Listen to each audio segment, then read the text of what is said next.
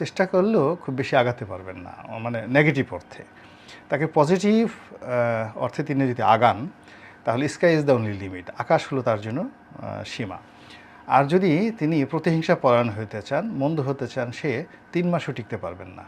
এর কারণ হলো তার যারা প্রতিপক্ষ হবেন, তিনি যদি মন্দ কাজ করতে চান আর সহযোগী হবেন, তার প্রতিপক্ষ হবে কারা? রাজনীতিবিদরা।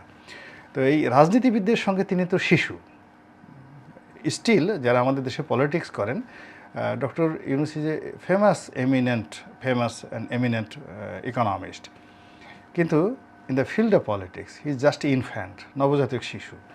ফলে তিনি যখন রাজনীতিবিদদের সঙ্গে ফাইটে আসবেন তিনি টিকবেন না, এক।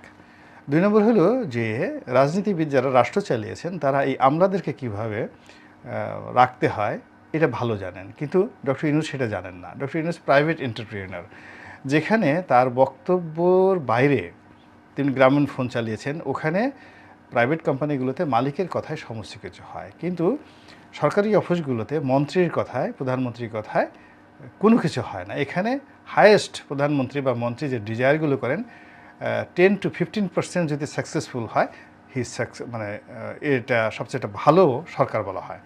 আমলারা 85% সিদ্ধান্ত নিজেদের ইচ্ছা মতো নেয়। এমনকি এই যে আন্দোলনের সময় যে গোলাগুলি হয়েছে 15% সর্বোচ্চ ছিল পলিটিক্যাল ডিজায়ার, আর 85% যে ডিজায়ারগুলো হয়েছে এগুলো মাঠে যারা ছিল আমলা কামলা পুলিশ আর্মি তাদের ইচ্ছা বাস্তবায়িত হয়েছে। এখন ডক্টর ইউনূস যেহেতু তার এই 80-85 বছরের যে জীবন, তিনি অ্যাবসলিউট পাওয়ার ভোগ করে আসছেন প্রাইভেট কোম্পানিগুলো, তার কথার বাইরে কেউ যেতে পারেনি। কিন্তু এখানে তিনি যখন দেখবেন যে তার কথার অনলি 15% হচ্ছে সর্বোচ্চ, আর বাকিগুলো ল্যাপস হয়ে যাচ্ছে, তো ওটা দীর্ঘমেয়াদে তার জন্য ভীষণ রকম খারাপ পরিণতি ডেকে নিয়ে আসবে। না, প্রথমত যে আমার ডিজায়ার অ্যান্ড ড্রিম সেটা হলো এই সরকার একটা ইতিহাস তৈরি করুক এবং বাংলাদেশে যেন তারা অমরত্ব লাভ করে। ডিজায়ার এবং ড্রিম এই কারণে যে এই সরকার আসার পেছনে দেশের 18 কোটি মানুষের যে শ্রম, তাদের যে দোয়া এবং তাদের যে কর্মযজ্ঞ, তাদের মধ্যে আমিও একজন। আমি হয়তো গুম হইনি, কিন্তু আওয়ামী লীগ সরকার কর্তৃক যে কোনো সময় আমার গুম হওয়ার সম্ভাবনা ছিল।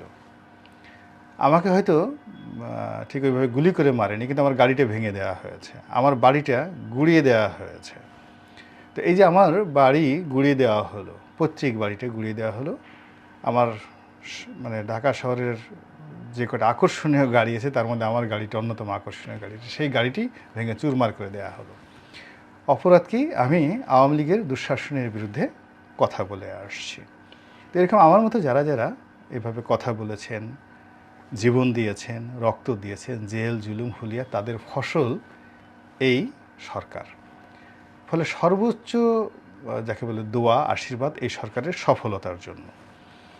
কিন্তু সরকার গঠিত হওয়ার পর আজকে আপনি যে ইন্টারভিউটা নিচ্ছেন, আজকের দিন পর্যন্ত আমি একটা সিঙ্গেল জিনিস দেখিনি যার মধ্যে আশ্বস্ত হওয়া যায়, নতুন করে স্বপ্ন দেখা যায়। এখন তো আমি দোয়া করছি, কিন্তু দোয়ার বাইরে প্র্যাকটিক্যালি তাদের কর্মকাণ্ড দ্বারা আমি নিশ্চিত হব যে এই সরকার ভালো করতে পারবে, সাস্টেন করতে পারবে এবং দেশ জাতিকে ভালো কিছু দিতে পারবে। এটা এখনও পর্যন্ত টিল নাও আমি এর কোনো লক্ষণ দেখিনি। আচ্ছা, তাহলে আগামী বাংলাদেশ কেমন হবে? মানে আপনি কি শঙ্কিত আছেন নাকি? না, এটা এখনও যথেষ্ট সময় আছে। এর কারণ হলো যারা আছেন সরকারে তারা সবাই স্ব পেশায় যাকে বলা হয় অত্যন্ত প্রাজ্ঞ, অভিজ্ঞ। আপনি সজীব ওয়াজেদ জয়ের কথা চিন্তা করেন, জয়ের যে মেধা যোগ্যতা, তো সেটা যখন তার মা ক্ষমতায় ছিলেন সেটাকে আমরা ভিন্নভাবে দেখেছি। তিনি তখন খালেদা জিয়াকে গালাগাল করেছেন, তারেক রহমানকে গালাগাল করেছেন, বিএনপিকে গালাগাল করেছেন, কিন্তু যেই মুহূর্তে তার মা মাথার উপর থেকে চলে গেছেন এবং তিনি স্বাধীন হয়েছেন, তখন তিনি বুঝতে পেরেছেন যে তারেক রহমানের সাথে তার বন্ধুত্ব দরকার। খালেদা জিয়াকে বন্দি করে রাখাটা কোনো অবস্থাতেই ঠিক হয়নি এবং বাংলাদেশে আওয়ামী লীগ এবং বিএনপি ছাড়া কোনো দল নেই। এখন যারা আসছেন ক্ষমতাতে 17 জন, তাদের একটা মানে এই কয়েকদিন একটু বাসর সব মানে যাকে বলে ক্ষমতায় যাওয়ার যে বাসর সংক্রান্ত যে আনন্দ থাকে পুরুষ এবং নারীর জীবনের প্রথম যে বাসর রাত, এরকম একটা অনুভূতি তাদের মধ্যে কাজ করে এবং তখন তাদের কাছে পৃথিবীর অন্য কোনো খবর থাকে না, কেবলই মাত্র স্বামী স্ত্রীকে পেতে চায়, স্ত্রী স্বামীকে পেতে চায়। এখন এই মানুষগুলো যারা গেছেন তারা মোরলে সবাই বিভিন্ন সময় অবহেলিত, নির্যাতিত এবং তাদের মনে সরকারের বিরুদ্ধে অনেক অনেক ক্ষোভ।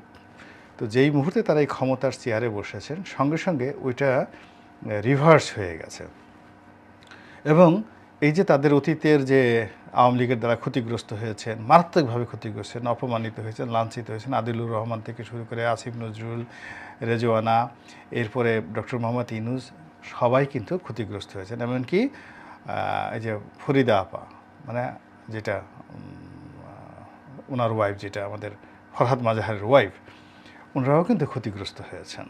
ফরহাদ মাজাহারের উপর যে নির্যাতন হয়েছে বাংলাদেশে এটা কল্পনাই করা যায় না। তো যাই হোক, এই মানুষগুলো এই যখন 3-4 দিন 5-6 দিন চলে যাবে, 1 সপ্তাহ চলে যাবে, তখন আমি মনে করি যে তারা রিয়েলিটিটা বুঝতে পারবে যে আসলে তাদের কি করা উচিত, কাদের পরামর্শ নেওয়া উচিত, কাদের পরামর্শ নেওয়া উচিত না, কাদেরকে রাখা উচিত, কাদেরকে রাখা উচিত নয়। এবং তখন যদি তারা ভালো করেন, এই 5-6 দিন বা 10 দিন যে সময়টিতে তারা ঠিক তাদের ঠিক কর্মপন্থাতে বসতে পারবেন, চেয়ারে টেবিলে বসতে পারবেন এবং প্রত্যেকটা টেবিলে চেয়ারে যে সমস্যাগুলো রয়েছে সেই সমস্যা তারা সমাধান করার চেষ্টা করবেন। আমার মনে হয় যে তখন থেকে তারা ভালো করতে পারবেন। কিন্তু এখনও পর্যন্ত চেয়ারে বসে তাদের যে মূল অবকাঠামোগত সমস্যা, সেই সমস্যা বোঝার চাইতে রাজপথের যে উত্তাপ, এই উত্তাপকে তাদের সামাল দিতে হচ্ছে বেশি।